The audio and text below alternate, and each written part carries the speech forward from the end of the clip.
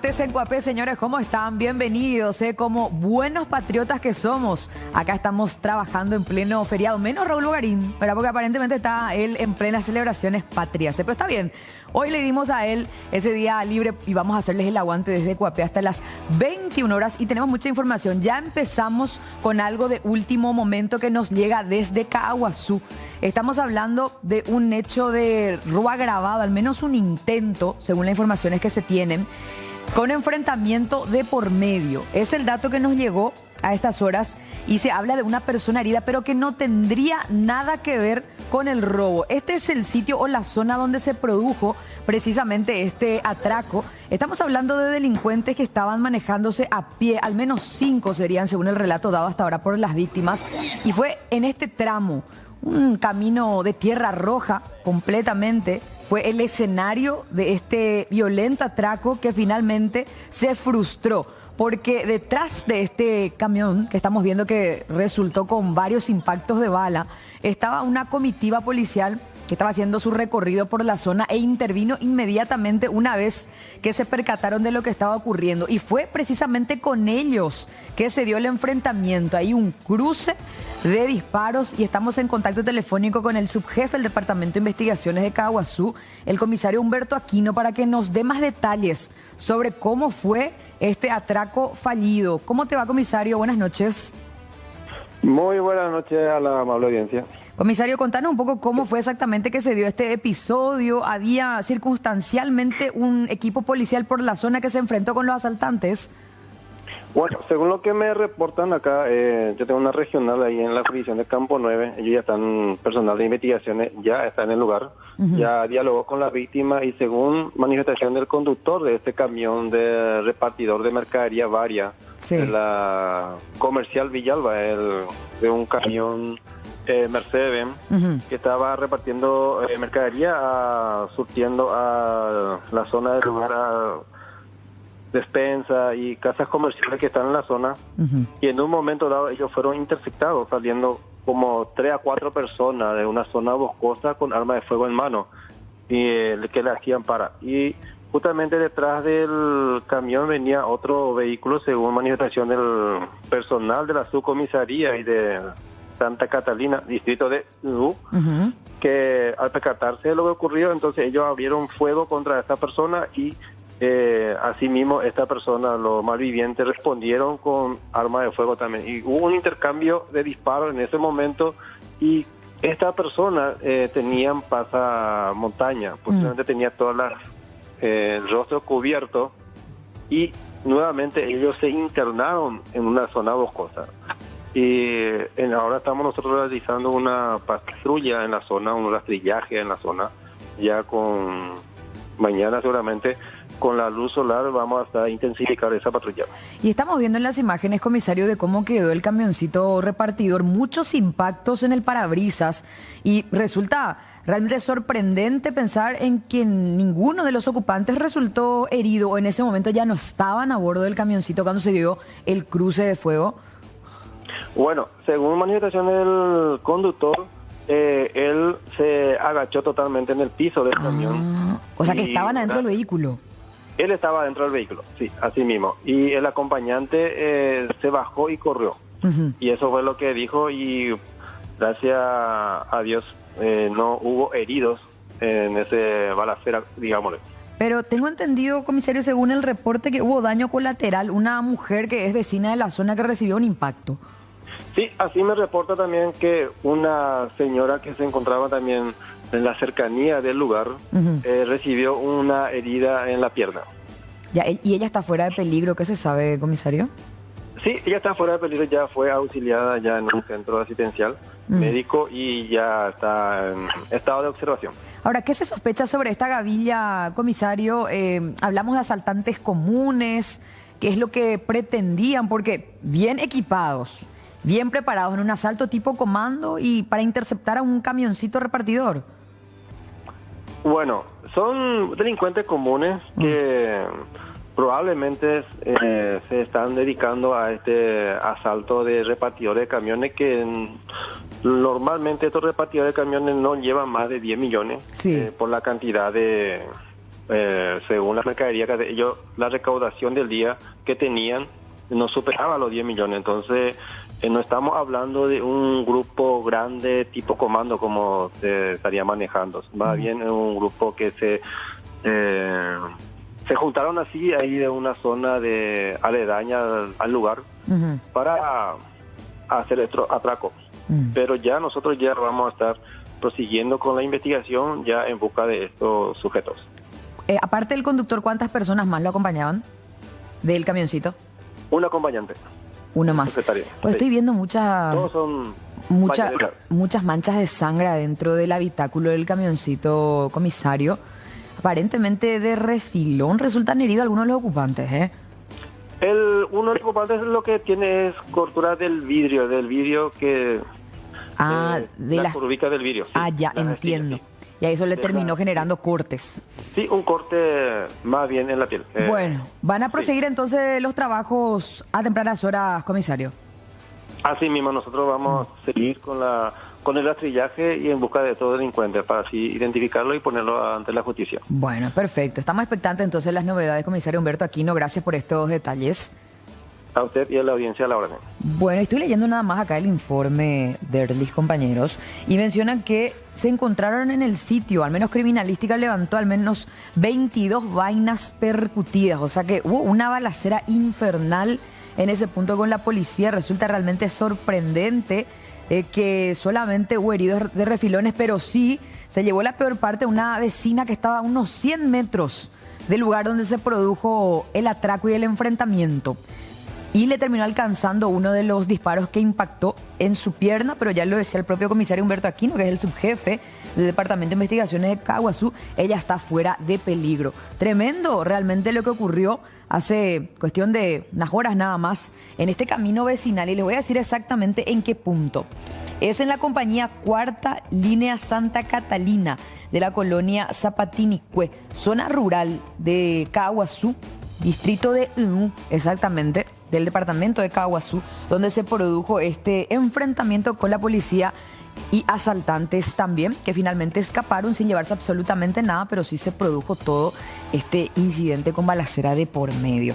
Bueno, les invitamos a que sigan con nosotros hoy porque tenemos un programa cargado. Aparte de lo que respecta a las últimas novedades del plano policial, también queremos abordar algunos que otros temas que se instalaron durante la semana, que terminan siendo bastante llamativos, principalmente porque seguramente ustedes se habrán dado cuenta que veníamos reportando estos hechos perpetrados por depravados. O sea, algunos que raptaban a niños, mirá que se dieron varios casos. Después están los depravados que simplemente se detenían frente a las mujeres que pasaban y se masturbaban. Y, por supuesto, no podemos dejar de mencionar lo que ocurrió en Coronel Oviedo, este violador serial, pero que aparentemente no sería solo uno, sino que también habría otro de por medio, que ingresaba a las casas de las mujeres cuando sus parejas no se encontraban, o incluso hasta estudiaban a sus víctimas para poder hacerlas, en este caso tratar de someterlas, y hablamos justamente de violadores seriales y lo que respecta a todo lo que conlleva, ¿verdad? Bueno, ¿qué es lo que hay por detrás de esa conducta? Es la pregunta que nos hicimos nosotros con todo el equipo Cuape, y hoy queremos abordarlo desde otra perspectiva. Para el efecto vamos a contar con la visita de un profesional, eso en breve, porque ahora queremos hacer con ustedes un repaso también de algunos que otros acontecimientos, episodios delictivos con distintos desenlaces que se dieron en el país. Y este caso en particular en Ciudad del Este, barrio Fátima. Imagínense ustedes que estén celebrando el cumpleaños de algún ser querido frente a la vivienda y de manera inesperada llegan dos asaltantes a bordo de una motocicleta. Bueno, pero asaltantes que, una vez más, porque hoy ya estoy hablando creo que del tercer caso de atraco, que los delincuentes no pudieron salirse con la suya. Esto tampoco pasó en este lugar. No pudieron llevarse absolutamente nada, pero en este caso, por la reacción de los invitados de este cumpleaños, observen la reacción de esta señora mientras uno de los integrantes del grupo, allí del cumpleañero, se estaba defendiendo del asaltante, que pretendía llevarse aparentemente sus celulares, sus pertenencias, las cosas que ellos tenían allí consigo. Y ahí viene la señora con un palo y le da con todo al asaltante, que bajó para la tarea, mientras su cómplice le esperaba a bordo de la motocicleta. Pero en breve van a ver, él se mete también, bajó de la motocicleta para intervenir y se da allí una pelea, tanto entre víctimas, victimarios, con palos de por medio, tratando de evitar el robo. Y ahí viene el otro, y se mete también en la pelea, o sea que finalmente termina en una riña lo que era la intención de robo por parte de estos delincuentes y la señora que no se echa para atrás. Le sacaron el palo en un momento dado, mira. Ahí ella se defiende. El que no tenía remera, tengo entendido que es el del cumpleaños, ¿verdad? Mientras que sigue allá en medio al grupo el que bajó para perpetrar el asalto. No lo soltaban, pero de manera alguna. Con las manos vacías y golpeados, tal cual, así como dice nuestro Zócalo, terminaron escapando de estos asaltantes que pensaron que iba a ser fácil, porque seguramente estaban compartiendo allí tal vez una ronda de trago en este cumpleaños, como no, pero estaban entre el patio y la vivienda y la vereda. Y al parecer ellos creyeron que iban a poder con el robo, pero finalmente esto fue lo que pasó. No se salieron con la suya y seguramente a estas alturas estarán con algunos que otros moretones, quién sabe, hasta fractura, porque la señora le dio con todo allí con un palo, según se puede ver, y en ningún momento se achicó. Pero los episodios delictivos no solamente se dan en nuestro país. Hay mucha gente que dice, no, acá en Paraguay lo que estamos re mal. Pero acá nomás lo que se siente, esa inseguridad latente, el asalto de cada día, en fin. Fíjense lo que ocurrió en Ecuador, exactamente en la zona norte de Quito. Porque acá sí los asaltantes fueron salvajes y despiadados. Porque para poder alzarse con la camioneta de este señor de 70 años que iba al mando, le dispararon, así, sin dudar. Fíjense que ellos estaban tratando a toda costa de abrir la puerta de la camioneta. Tiene audio ambiente, vamos a escuchar un poco de lo que fue este atraco.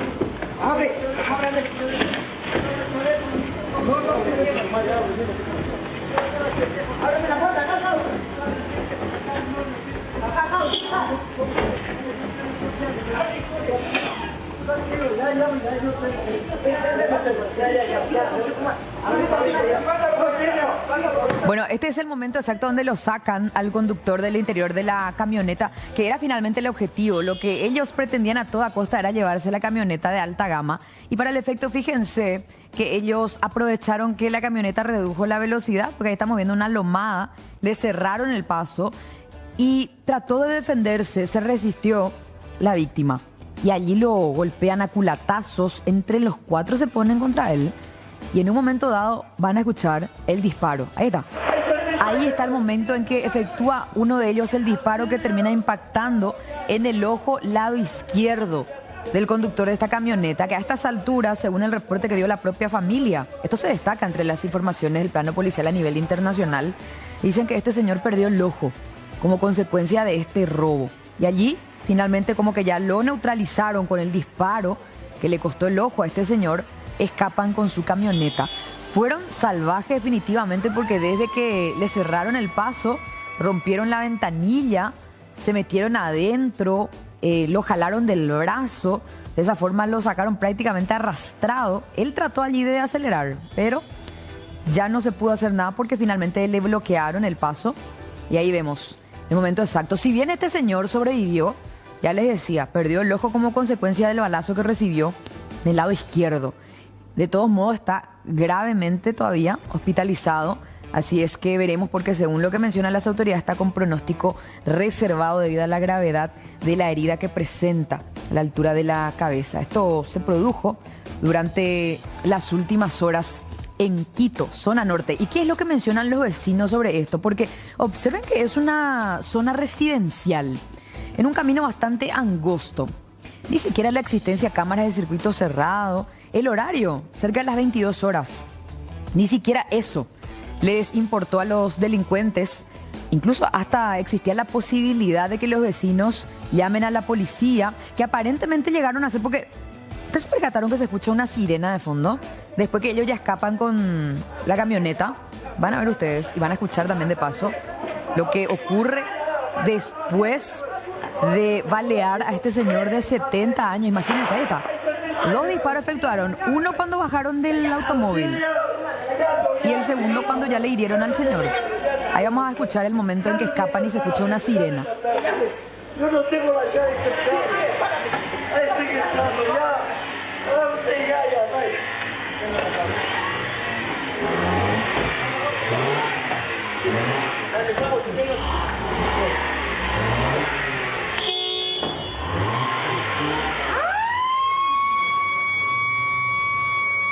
Ahí se escucha la sirena de fondo.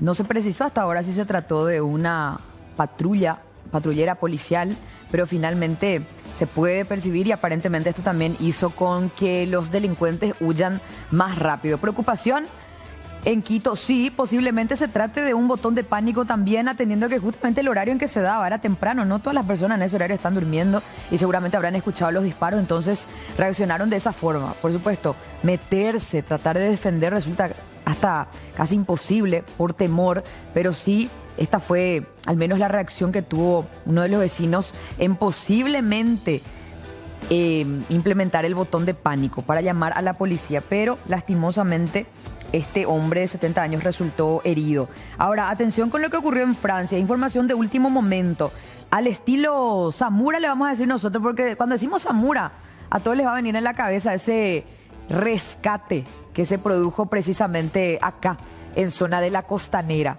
Eso fue hace varios años, incluso Zamora ya fue recapturado otra vez, pero estamos hablando de un asalto tipo comando que, por cierto, le había costado la vida a un comisario. Esto ocurrió en Francia. Asimismo, se dio este operativo por parte de peligrosos delincuentes para poder rescatar a uno que estaba siendo trasladado. Este es el furgón penitenciario que se puede ver en las imágenes que terminó siendo acorralado. De todas las frentes, ellos finalmente lograron bloquear el paso de esta furgoneta. El presidente Emmanuel Macron incluso prometió que va a hacer todo lo posible para encontrar a los autores de este hecho que se observan en estas imágenes de circuito cerrado. A ver qué más dice la info, qué más lo que trasciende a nivel internacional. Cientos de miembros de las fuerzas de seguridad lanzaron una cacería para capturar al fugado, o sea que lograron su cometido y este es el rescatado en cuestión. Y dice el relato, 2 agentes penitenciarios franceses murieron como consecuencia de este rescate y otros 3 resultaron heridos, uno de ellos de gravedad. Está entre la vida y la muerte prácticamente en el asalto violento a este furgón que trasladaba a un detenido que se dio a la fuga, es lo que indican los reportes. Los hechos tuvieron lugar precisamente en horas de la tarde en este peaje de la autopista en la localidad de Incarville, a 1 hora del noroeste de París. 4 hombres armados irrumpieron en 2 vehículos y asaltaron el convoy de 2 furgones que trasladaban a un detenido recientemente condenado y procesado por homicidio. Y estas son las otras imágenes que nos llegaron también, grabadas por testigos que justamente pasaban por el lugar cuando empezó a darse esta infernal balacera. Según se vio en un video difundido en las redes, los atacantes actuaron con armas de alto calibre muy superiores a las pistolas de mano que tenían los agentes. Misma situación que se dio acá en nuestro país cuando se rescató de esa manera a un peligroso narcotraficante. 2 de ellos murieron en el tiroteo y 3 resultaron heridos, mientras que el reo y los asaltantes se dieron a la fuga en un vehículo. Uno de los atacantes también resultó herido según la fuente policial. El vehículo que utilizaron apareció calcinado horas más tarde en una zona cercana. Esta fue la situación que se vivió en horas, o sea, en esta jornada en Francia y que tiene movilizada a una importante dotación policial para poder ubicar a estos criminales que, para rescatar posiblemente a su líder, terminaron asesinando a policías. Se habla de una verdadera cacería a estas horas y este recluso, que evidentemente era peso pesado, ¿de quién estamos hablando? Acá está. 30 años, identificado como Mohamed Amra, que fue condenado el pasado martes a 18 meses de cárcel por diversos robos cometidos en el 2019 en circunstancias agravantes. Y esta es la fotografía de Mohamed Amra, el reo que se fugó este martes en una foto difundida por los medios franceses. Además estaba procesado por un intento de homicidio que lo cometió en las inmediaciones de Rouen, donde tuvo lugar la evasión y por un homicidio voluntario cometido en 2022 cerca de Marsella, en el marco de una investigación por tráfico de estupefacientes. Ahí está, al estilo Zamora, lo terminaron rescatando a este peligroso reo y matando a 2 policías franceses de paso.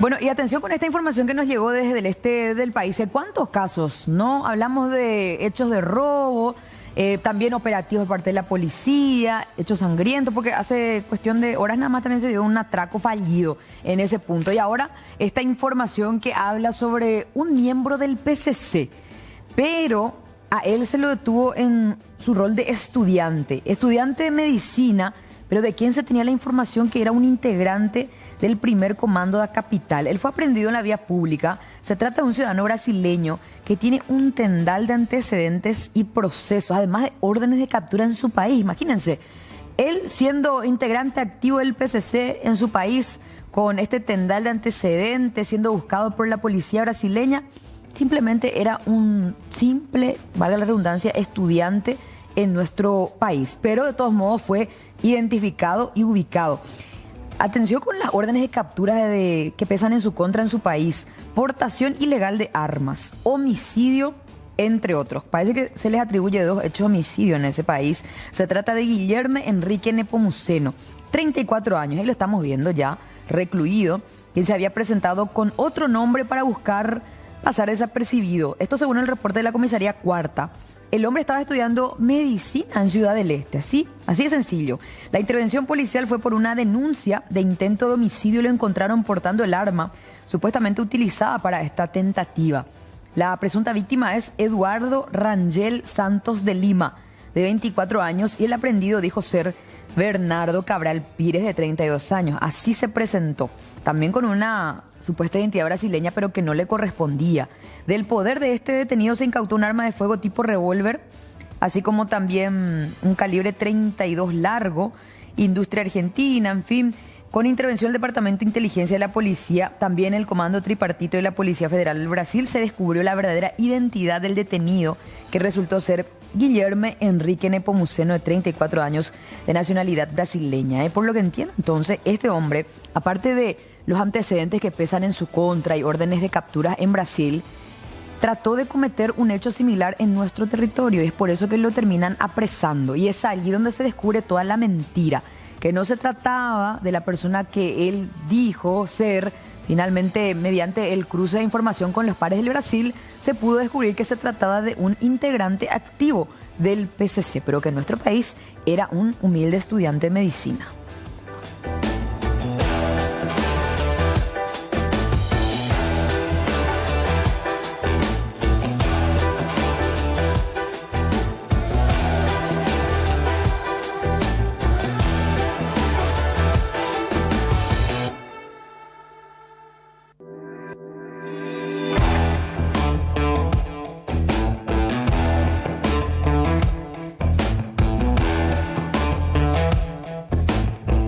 Bueno, y antes de ir a la pausa y después regresar con más información acá en Coapé, hay una información de último momento a estas horas que habla de un accidente de tránsito con derivación fatal en plena Ecovía. Esta es la ruta que une la ciudad de Luque con San Bernardino. Observen la magnitud de este siniestro.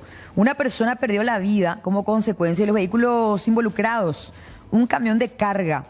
Ahí estamos viendo en la escena precisamente y cómo quedó el otro vehículo, que es una camioneta tipo Hilux, que estaba siendo guiado por Santiago Llano Marín, de 28 años, quien resultó ser la víctima fatal en este percance.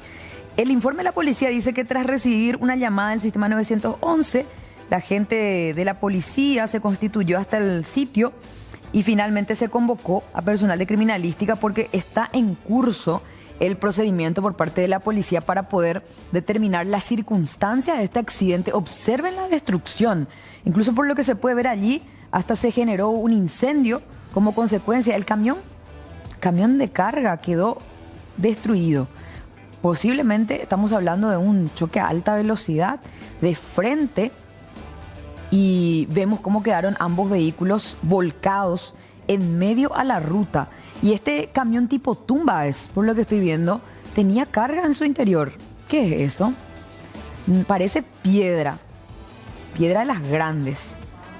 Y esto quedó esparcido también en medio a la ruta y terminó agravando mucho más todavía la colisión que le costó la vida a este joven que iba a bordo de la camioneta, que quedó tumbado allí también en medio a la ruta.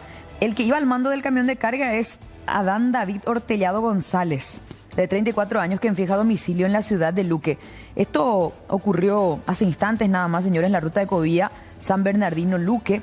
Les reitero, prosigue el procedimiento por parte de la policía criminalística, Ministerio Público en la zona para el levantamiento del cuerpo en cuestión y también, por supuesto, para recabar información, porque atendiendo a lo que se observa en la imagen, no creo que tampoco el conductor haya salido ileso, que se trató de un fuerte impacto que a estas horas también está obstaculizando el tránsito en ese punto.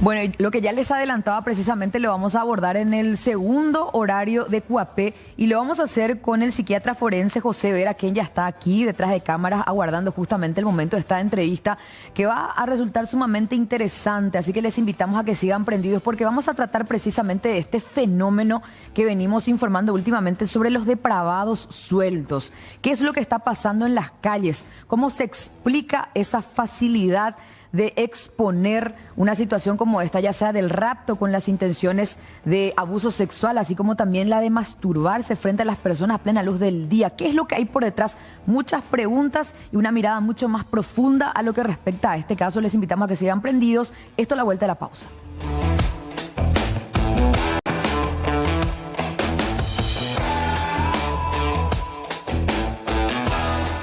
Bueno, segundo tramo de QAP, seguimos con las informaciones en vivo y en directo de los estudios de C9N para contarles todo lo referente a las noticias del plano policial. Y esto que ya les adelantaba, refiere a estos reportes de pervertidos, depravados, violadores seriales que venimos conociendo en los últimos días y que llamativamente se dieron así de manera aleatoria, algunas incluso de manera hasta simultánea.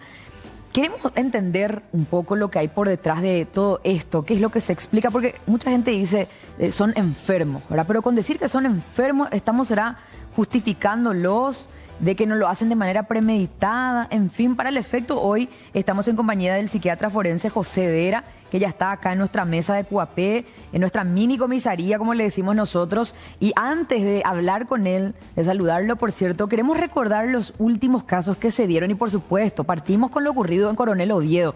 A ver, se habla de al menos 8 víctimas por parte de este presunto violador serial que habría sido identificada por al menos 3 de las que sí decidieron denunciar, porque hay otras que no se animaron a hacerlo, ya sea por motivos diversos, y se entiende también porque conlleva un trauma tremendo, atendiendo a que el modus operandi de este presunto violador serial consistía en estudiar a sus víctimas, aguardar el momento exacto, irrumpir en sus viviendas y finalmente someterlas sexualmente. Por suerte, a estas alturas ya estamos hablando de una persona sacada de circulación, pero que tiene un tendal de antecedentes, 11 órdenes de captura. Tenía José Gavilán, alias José Travesti, que fue capturado acá en zona central, la ciudad de San Lorenzo, en plena vía pública, él transitando como si nada, libremente, como si no tuviera hasta 11 órdenes de captura en su contra. Ya lo estamos viendo siendo sacado de la comisaría de Capiatá para ser trasladado hasta la base de investigación y después finalmente enviado a la ciudad donde él tiene esta causa referente a violaciones que fueron denunciadas por mujeres valientes, por cierto, porque muchas de ellas decidieron romper el silencio, dieron detalles de cómo era precisamente el pervertido que ingresó a su vivienda, y mediante esos relatos es que los investigadores pudieron llegar hasta él. Todas coincidían con que tenía un tatuaje. Una que se enfrentó con él lo llevó, en este caso, a desarmar y también sacarle el guante, y allí pudo ver. Él, recordemos, hizo hasta un video de descargo diciendo desde su clandestinidad que él no era el presunto violador serial que estaban buscando, que él era inocente. Lo hizo sin remera para mostrar que él no estaba herido, y con un periódico de la fecha para demostrar que era un video actual. Todo eso envolvió al caso del presunto violador serial de Coronel Oviedo, que a estas horas ya está recluido e imputado también, y tiene que afrontar los cargos que se le atribuyen. Ahora, por otra parte, vamos a recordar el caso de este niño de 12 años. Esto conmocionó muchísimo por lo que se observa en el video, atendiendo a que él se estaba dirigiendo a su escuela. Fíjense, cuando fue abordado por un joven que en ese momento, según el relato que él dio, ya le apuntó con un arma de fuego. Él lo vio como un arma de fuego y lo obligó a que se metiera. Él, con temor, porque le dijo en todo momento que le iba a disparar. ¿Qué es lo que hace el chico? Va a subir a bordo del automóvil. Él fue raptado, efectivamente, pero él peleó con uñas y dientes porque el hombre trató de besarlo, abusar sexualmente de él. El niño se defendió como pudo, logró liberarse y escapar. Ahí vemos que él sube a bordo del vehículo. Fue un cargo que se buscó muchísimo durante el fin de semana, y finalmente en las últimas horas, bien también por la policía, en tiempo récord logró dar con este hombre que se escondió. Se trata de un joven que, por cierto, tenía un arma de juguete consigo para amedrentar en este caso, y con eso él pretendía en este caso concretar el abuso sexual. Estamos viendo ya la intervención referente al allanamiento en su propio domicilio. Las imágenes de circuito cerrado fueron fundamentales para poder llegar hasta la colaboración ciudadana también, porque si existen imágenes de circuito cerrado, alguien puede decir: ese es fulano, este es mi vecino. Eso fue lo que ocurrió. Lo entregaron a la policía, datos fidedignos, claves. Llegó una comitiva, lo apresaron, incautaron evidencias relacionadas al hecho investigado, y a estas alturas él ya también está imputado por este hecho, pero igual el trauma queda, ¿verdad? Porque el niño de 12 años está con temor hasta de regresar a la escuela. Estamos viendo también las prendas que él tenía en ese momento, según lo que describió la propia víctima, que se adecua precisamente al relato. Y lo de Villa Elisa, que también tuvo un resultado importante a nivel investigativo. Observen esto, de no creer realmente, porque vemos a plena luz del día, frente a la fachada de un comercio en la ciudad de Villa Elisa. Esto fue, recuerdo que en Sol de América, ¿no? Barrio Sol de América. Estamos viendo que se detiene ya el automóvil del pervertido en cuestión. Y él, ¿qué es lo que hace? Él ya le vio metros atrás a una joven, una adolescente aparentemente, que venía con su mochila, iba a pasar por allí. Entonces él se adelanta un poco a ella, ya con el miembro de fuera, para masturbarse. Él le llama la atención, supuestamente para pedirle información. Ella se acerca. Esto ya lo habíamos repasado con ustedes. Ahí está. Y allí le demuestra sus verdaderas intenciones. Un poco después, fíjense, ella hace un gesto, una negativa, y escapa, por supuesto. Y allí vemos que el hombre, por supuesto, asustado ante la posibilidad que ella pida auxilio, retoma y finalmente escapa. Tampoco pudo quedar mucho tiempo en la clandestinidad, porque hoy se confirmaba la detención de este joven que trabaja en un medio de comunicación, en otro medio de comunicación. Es la información que dio la gente del Departamento de Investigaciones de Central. Tiene 23 años aproximadamente, 21 años, bastante joven. Él asumió lo que hizo. Dijo que estaba mirando una página pornográfica y que allí simplemente tuvo la intención de sacarse, imagínense las ganas, de esa forma como veíamos en las imágenes de circuito cerrado. El vehículo en cuestión, que aparentemente es propiedad de su papá. Todos terminaron sorprendidos por lo que respecta al operativo, pero una vez más, en este caso, las imágenes de circuito cerrado fueron fundamentales. Bueno, vamos a ver de qué manera podemos abordar todo esto acá con el psiquiatra forense del Ministerio Público. Me decía acá el doctor que ya van casi como 30 años prestando servicio a la Fiscalía. Doctor, ¿cómo le va? Bienvenido. Muchas gracias por la invitación. Bueno, voy a ver si puedo colaborar con algo. La función mía como psiquiatra forense en estos casos es tratar de determinar si la persona realmente era consciente en el momento del hecho, de lo que estaba haciendo, si tenía capacidad de diferenciar el bien del mal, por decir de alguna manera. Exactamente. En estos casos, por ejemplo, hay que analizarlo de manera individual para poder determinar eso. Sí, totalmente. Por ejemplo, yo con esas imágenes, cosas así, no puedo analizar. Desde luego que no haría tampoco. Porque hay que entrevistar a la persona, hay que hacer la entrevista, revisar todo el expediente, toda la historia, ver si tiene antecedentes, bueno. Es como una evaluación médica con finalidades forenses. Ahora, de acuerdo justamente a su experiencia, no vamos a hablar de caso en particular, ¿verdad?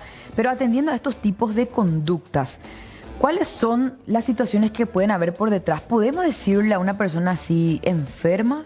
Y puede ser que sea enferma, pero lo que muchas veces la gente no quiere que se diga que es enfermo es por la cuestión de la irreprochabilidad. Exacto. En otras partes, inimputabilidad. Es como que lo justifica. Claro, enfermo, ¿no? En realidad no lo justifica, porque estas personas, sí, por lo que se ve, independientemente de otras cosas que puedan haber, generalmente son totalmente reprochables porque, aunque eso lo tiene que decir el juez, ¿verdad? Claro. Pero no es que no tienen culpa porque se nota que... Premeditan. Sí, es una conducta premeditada, esperan, se escapan, tienen una conducta que claramente que no es descontrolada. ¿Qué es lo que puede motivar a estos tipos de sujetos? Porque ahí están también los locos, por así decirlo. Sí, exacto. Pero esas personas te van a salir ahí sin esconderse, sin ninguna... No razonan. Sin ninguna razón, sin razonar. Por ejemplo, de repente se le ocurre violar niños y sale a intentar violar delante de toda la gente y por supuesto la agarran enseguida. Exacto. Y en cambio el que premedita, el que tiene juguetes para regalar, golosinas para regalar y cosas así. Y hablando así a nivel genérico, ¿qué es lo que puede haber por detrás de estos tipos de personas que están enfocados exclusivamente a cometer delitos sexuales? Pueden haber parafilia, ciertos trastornos de personalidad, a nivel genérico, así, doctor. Claro, las parafilias o las perversiones sexuales, como se les llama también, se caracterizan porque hay una desviación del objeto y del fin sexual. El objeto de la sexualidad adulta es, en general, a pesar de que tiene algunas cosas que hay que considerar, pero el objeto de la sexualidad, el objeto sexual es el otro sexo, generalmente. Claro, en este momento eso no es tan así, ¿verdad? Por la cuestión gay y cosas por el estilo. Y por otro lado, la cuestión de la realización del acto sexual. Pero si el objetivo es, por ejemplo, si la excitación se produce porque mira o porque le miran, entonces cambió el objeto sexual y el fin sexual. No sé si se entiende. Sí, se entiende. Ahora, ¿la parafilia qué es, doctora? ¿Es un trastorno? Y las parafilias son trastornos, ¿verdad? Son trastornos justamente del fin sexual. Pero el trastorno no es lo mismo que enfermedad mental. Bueno, y sí, en realidad, porque en psiquiatría no se habla de enfermedad mental, sino que se usa la palabra trastorno. ¿Por qué razón? Porque no se sabe bien la causa. Para hablar de enfermedad en medicina se tiene que saber bien la causa y sería la patogenia y también lo que existe detrás, el trasfondo, la fisiopatología. Por ejemplo, en tuberculosis sabemos que está el bacilo de Koch, por así decir. En cambio, en los trastornos mentales no se sabe y no se sabe bien qué es lo que hay. Entonces por eso se habla de trastorno. Es así en todos los problemas. Un trastorno grave como la esquizofrenia, por ejemplo, se le llama trastorno esquizofrénico, no se le llama enfermedad. Ahora, existe también algo bastante llamativo, doctor, porque como lo dijo este chico hoy de Villa Elisa, que vemos allí en el vehículo, que decidió masturbarse, él asume lo que hizo, explicó que estaba viendo una página pornográfica en ese sentido. ¿Existe también una falta de autocontrol hasta ese nivel? Bueno, uno de los perfiles de los que se habla es justamente la persona que de repente, impulsivamente, siente la necesidad de cumplir un deseo sexual. Así como están también los aprovechadores, justamente hay una fiesta, hay un lugar. Y no dimensionan entorno, horario, gente, nada. ¿Cómo? Que no dimensionan el entorno, ni el horario, nada. Y bueno, depende de cada uno. Ahí es donde las cosas son diferentes. Son particularidades. Hay gente que, en el caso, por ejemplo, de violadores, generalmente ellos tienen un perfil particular cada uno. O sea que eligen tal tipo de mujer, por ejemplo, o tal tipo de niño, o en tal situación, y utilizan tales armas, tales recursos, lo que sea. ¿Eso tiene relación con la psicopatía, doctor? Sí, puede tener relación con psicopatía o con los trastornos de personalidad. No, atendiendo justamente a este dato que tirabas de que ellos prácticamente siguen un patrón de conducta, encima lo premeditan, como que lo preparan. Claro, y por eso es que son culpables, digamos, porque premeditan y hacen lo posible por lograr ese objetivo. Quieren tener ese objetivo. A toda costa. A toda costa. Tienen un objetivo. En cambio, un loco no tiene de repente bien claro ese objetivo, sino que es por un delirio, por una alucinación, que generalmente no son las cosas que más ocurren. ¿Cómo se hace un psicópata, doctor? Eso es todo un problema. Toda la historia personal, hay que investigar la historia personal desde niño de los psicópatas, pero no es que todas estas personas son psicópatas tampoco. No, entrando nomás justamente en el área. Sí, y entonces, pero tienen una historia. Generalmente, por ejemplo, se sabe de que y esto fue estudiado por un policía que fue el creador de los perfiles psicológicos, los asesinos seriales, los criminales, o sea, asesinos sexuales seriales, tienen una historia de chicos, por ejemplo, son ¿algún trauma? Pues. Sí, cosas así, por ejemplo, se suele ver que fueron niños crueles con los animales de chicos. Ya presentaban ciertas conductas llamativas. Claro. Y también que de repente querían tener ciertos juegos sexuales como cuando chicos, ya. O sea, hay antecedentes. O sea que en la niñez se puede definir eso. Claro, lo que pasa es que un psicópata no se va a crear en adultez, se va a crear en su niñez, digamos, en toda su historia. Lo que uno es en un momento dado es el resultado del conjunto de cosas que ha experimentado. Qué interesante. Doctor, a la vuelta de la pausa queremos conocer un poco acerca del trabajo del psiquiatra forense. ¿En qué momento entra en acción? Eso a la vuelta de la pausa. Bueno, seguimos acá en Coapé hablando de lo que respecta a psiquiatría forense. Lo tenemos acá el doctor José Vera. Él está al servicio del Ministerio Público y precisamente sobre eso quiero enfocar ahora, doctor. ¿En qué momento el psiquiatra forense entra en acción en la Fiscalía? Bueno, en realidad entramos en acción, el psiquiatra forense entra en acciones en el momento que el fiscal y a veces también el juez o a veces inclusive el tribunal, que ya se está en un proceso, en un juicio oral, por ejemplo, requiere la colaboración del psiquiatra para aclarar ciertas cosas que solamente un experto puede entender.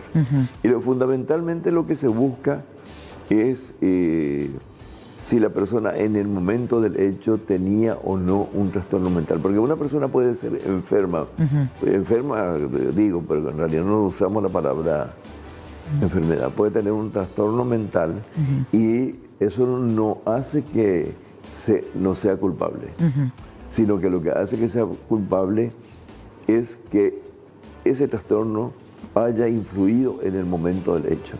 Por ejemplo, hay un asesinato y sintió una voz que le decía matale, ¿verdad? Yo soy Dios que te ordeno y te va a salvar, o soy Satanás o lo que sea.